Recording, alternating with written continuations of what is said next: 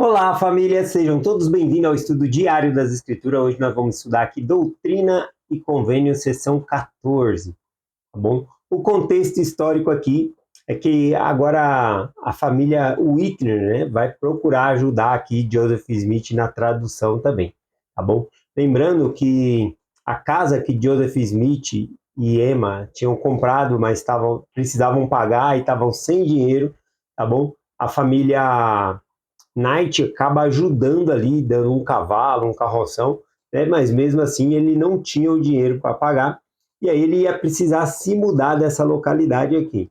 E aí então nós temos a família Knight, que está muito interessada em ajudar nessa obra. Eles acreditam e querem ajudar, tá bom?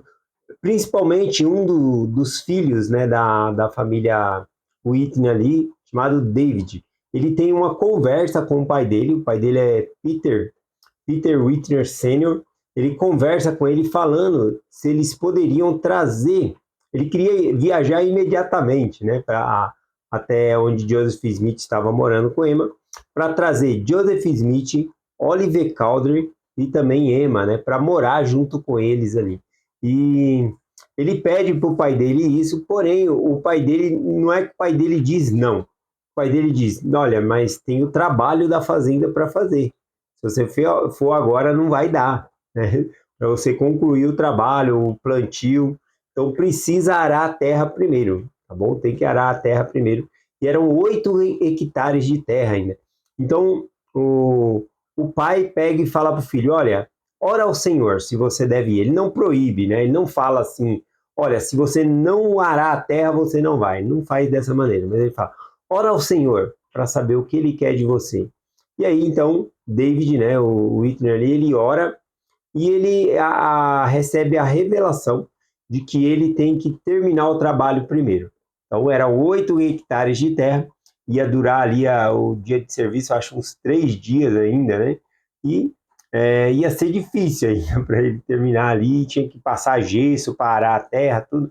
Bom, enfim, que acontece? Ele ora ao Senhor, o Senhor responde então que ele precisa primeiro terminar o trabalho, só que na manhã seguinte que ele se levanta e vai trabalhar, né? Depois que ele teve essa conversa com o pai dele, ele orou, falou da resposta para o pai. Então de manhã, quando ele foi para começar o trabalho de arar a terra, de 8 hectares que ele tinha de terra para arar ali, 6 hectares e meio já havia sido arado. E no final, né, do terreno já estava lá o arado, pronto para continuar a outra parte do serviço. Então, ele e o pai dele testemunham aquilo, né? Eles acabam perguntando para as pessoas ali o que aconteceu. Algumas pessoas relataram que viam 3 pessoas trabalhando ali, tá bom? Na fazenda ali, e achou que era contratado por eles, tá bom? Mas eles não sabiam quem eram essas pessoas e eles trabalharam. Então aí vem especulações, né? Será que eram os 3 nefitas ou outras pessoas que o Senhor mandou ali para ajudá-los? O fato é que foi um milagre do Senhor ali, a terra está arada. Então ele termina ali em meio dia de serviço, o que falta, consegue pôr o gesso, né, para nutrir a terra ali, e ele vai então buscar lá Joseph Smith, Emma e Oliver Cowdery. Tá bom? Então assim começa aqui. Essa revelação 14 é justamente a revelação para o filho, tá bom? David Whitner aqui. Bom, então essa revelação aqui foi para ele. As revelações subsequentes aqui, a seção 15 e também a seção 16, são revelações também para a família Whitner, que é recebida na casa, né, da família Whitner ali, tá bom? Então vamos começar aqui do versículo 1 em diante aqui. Eu vou ler alguns versículos aqui e em alguns versículos eu vou dar uma parada para explicar. Bom, muitos desses versículos eu já expliquei em outras revelações. Então nós vamos ler aqui até o versículo 7. No 7 eu dou uma pausada aqui e dou uma explicada. Então vamos lá, diz assim: uma obra grande e maravilhosa está para iniciar-se entre os filhos dos homens. Eis que eu sou Deus, atenta para a minha palavra, que é viva e poderosa, mais penetrante que uma espada de 2 gumes, que penetra até dividir juntas e medulas. Portanto, atenta para a minha palavra. Eis que o campo já está branco para a ceifa. para a ceifa. Portanto, quem desejar ceifar, que lance a foice com vigor, e ceife enquanto durar o dia, a fim de entesourar para a sua alma a salvação eterna no reino de Deus. Sim, aquele que lança a sua foice e ceifa será chamado por Deus. Portanto, se me pedires, receberás. Se bater, ser-te-á aberto. Procura trazer à luz e estabelecer minha Sião. Guarda os meus mandamentos em todas as coisas. Versículo 7. E se guardares os meus mandamentos e perseverares até o fim, terás vida eterna, que é o maior de todos os dons de Deus. Quando fala aqui vida eterna, né, que é o maior de todos os dons de Deus, com certeza é habitar na presença de Deus, tá bom? No estado de felicidade sem fim. Mas também vida eterna é o mesmo estilo, é ter o mesmo estilo de vida que o Pai Celestial e Jesus Cristo têm. Tá bom? É se tornar como eles são. Aqui, então, vamos para o versículo 8, que diz assim: E acontecerá que, se pedires ao Pai em meu nome, com fé, acreditando, receberás o Espírito Santo, o qual inspira o que dizer, e que sirvas de testemunha das coisas que irás ouvir e ver. E também que se proclame o arrependimento a essa geração. Bom, então aqui ele fala que ele vai ser uma testemunha daquilo que ele ouvir e ver. Né? David Whitner ele vai se tornar uma das 3 testemunhas junto lá com Oliver Cowdery e Martin Harris a respeito das placas, né? Eles vão ver o anjo Moroni, vão ouvir a voz do Senhor e vão prestar o testemunho. E aqui nessa revelação fala que ele vai ouvir e ver, né? É interessante falar sobre isso aqui. Aqui está ainda no versículo 8, ele falou que se ele pedisse com fé, ele receberia o Espírito Santo, que inspira o que deveis dizer. Acho que esse versículo aqui me chamou muita atenção e eu vou me atentar um pouquinho nele aqui. Que o Espírito Santo nos informa o que devemos dizer, tá bom? Isso significa que quando nós estamos conversando com o Senhor, nós devemos também estar inspirados para orar, tá bom? Mas não significa que se você não estiver inspirado, você não vai orar. Você vai orar até ficar inspirado. Essa é a intenção, tá bom? Vamos ver algumas coisas aqui em relação a isso. Por exemplo, lá em Romanos, capítulo 8, versículo 26, diz assim, ó: Da mesma maneira, também o Espírito ajuda as nossas fraquezas, porque não sabemos o que havemos de pedir como convém, mas o mesmo Espírito intercede por nós com gemidos inexprimíveis.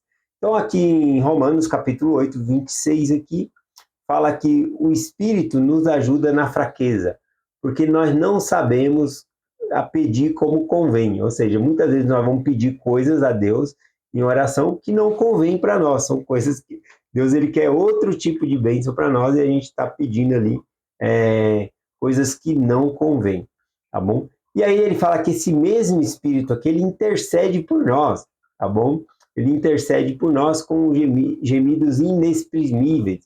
Essa palavra inexprimível é palavras que é difícil de dizer, coisas que a gente não consegue colocar para fora, tá bom? É no sentido de você não conseguir se expressar bem, esse que é o sentido, né? Já tentou ensinar algo, mas você não consegue se expressar bem para que a outra pessoa entenda? É isso que aqui está querendo dizer.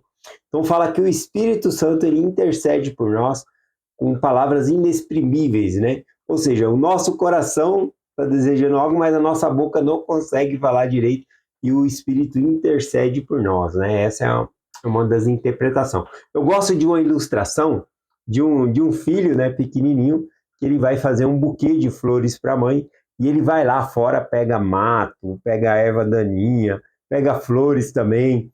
E aí ele vem assim correndo, né, para dar para a mãe dele ficar feliz, e o pai dele pergunta: que é isso? O que você vai fazer com essas flores? Vou dar para a mamãe. Pera, e ele sai arrancando os capim ali, os matos, né, e dá uma ajeitadinha ali, dá uma amarradinha. Agora sim, vai.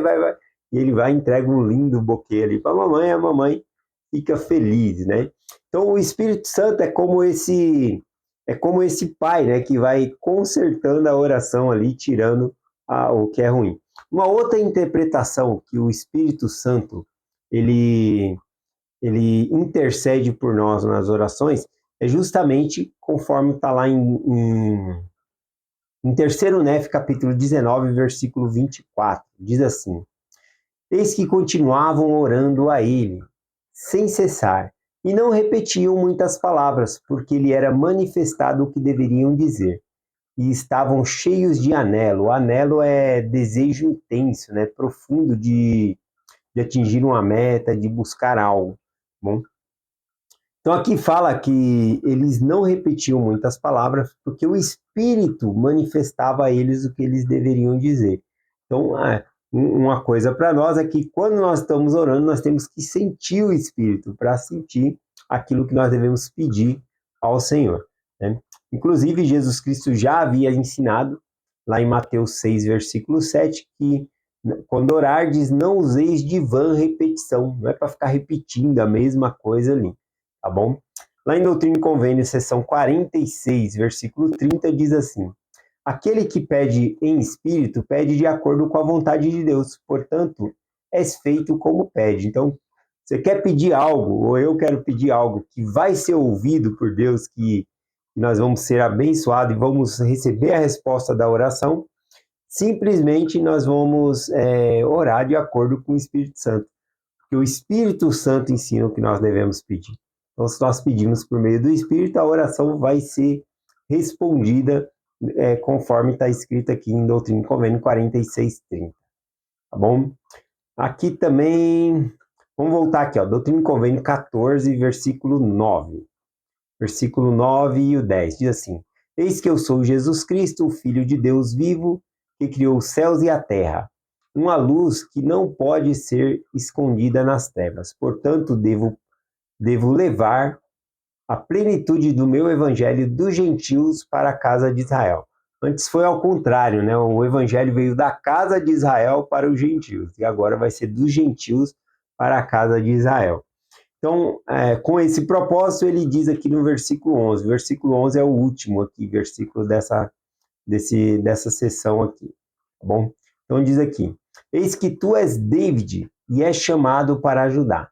E se fizeres isso e fores fiel, será abençoado tanto espiritual como material. E grande será o galardão, né, o teu galardão. Bom, então aqui ele promete, né, que a David Whitner, que ele é chamado para ajudar e que ele vai ser abençoado tanto em coisas espirituais como materiais.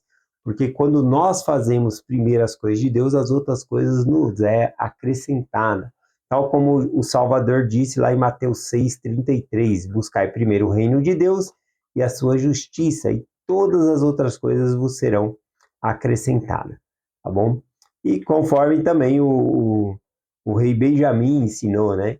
Que aqueles que guardam os mandamentos de Deus são abençoados em todas as coisas, tanto materiais como espirituais. Então essas são as bênçãos que o Senhor promete aqui a David, tá bom? Então eu finalizo a mensagem de hoje, principalmente na parte que algo que eu achei bem interessante é que ao orarmos nós devemos sentir o Espírito Santo também para poder dizer, para orar, para saber o que nós devemos pedir. Semelhante a uma bênção, né, no sacerdócio, quando as pessoas estão dando uma bênção de cura, também a gente procura sentir a vontade de Deus para nós pedirmos. E conforme diz em Doutrina e Convênio aqui, vou até voltar ao versículo 46:30, ele fala que se nós pedirmos em espírito, sempre vamos receber, porque o Espírito nos ensina o que pedir. Aqui diz assim: aquele que pede em espírito, pede de acordo com a vontade de Deus, portanto é feito como pede. Então é só pedir de acordo com a vontade de Deus, e vai ser respondido as nossas orações, e nós vamos ganhar as bênçãos que o Senhor já está disposto a nos dar, tá bom? Então o propósito da oração não é alterar a vontade de Deus, é fazer com que Deus nos dê as bênçãos que Ele já está disposto a nos dar, tá bom? Mas precisamos pedir e buscar essas bênçãos também. Então é essa a mensagem que eu compartilho com vocês hoje, em nome de Jesus Cristo. Amém. Até amanhã.